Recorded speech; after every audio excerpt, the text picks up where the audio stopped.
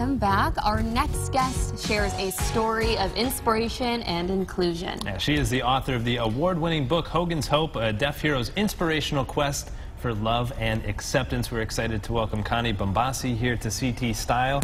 Thank you so much for joining us, and you have such an empowering story. First off, what do we have here? This little cutie. This is Judea. Judea is our third deaf dog that we've worked with. In fact, she has learned so much, she's even become my service dog. It's very sweet, and that's what this book is all based on. Hogan, tell us a little bit about Hogan's Hope, and how you first got him. Okay, well, we rescued Hogan when he was 18 months old. And he was in a very severe abusive situation, and he was taken from the owner. And I don't like to refer to animal owners, they're the family. Sure. Right. And we rescued him, and he was deaf when we got him, and we rehabilitated him to not be fearful.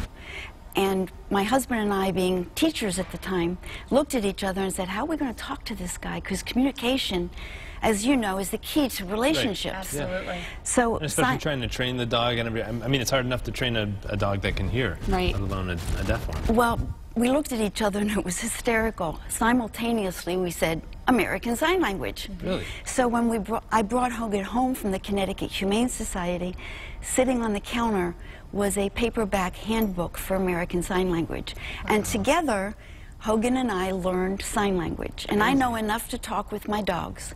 And he was brilliant. He learned over 70 signs. Wow. Yeah. What's one thing that you want our viewers to most remember about Hogan? I mean, what was the most memorable moment? Hogan's message is that of hope, that we love and accept each other no matter what our difference is. He lived during a time when it was believed that deaf dogs needed to be destroyed for all the myths that they couldn't learn, that they would startle more easily, they'd get hit by cars. Well, I could go through each one. In some cases, my deaf dogs learned easier than my hearing dogs did, because once they fixated on my hands, and I always taught cookie first, because I was saying something yummy, and they'd watch my hands. Right, of course. And they learned very quickly. But I want people to understand that we all have our differences, and that we should never give up hoping. I thought I was a hopeful person before I got Hogan, but I realized I wasn't, no matter what our situation. And I watched him prevail against all of those odds. For instance, one of the myths is that a deaf dog can't run free. And we used to go to camp for our dogs, and it was lure coursing. And I just wanted him to run free. And my husband said, Connie, what if he doesn't come back? He needs to see us to be called. Sure.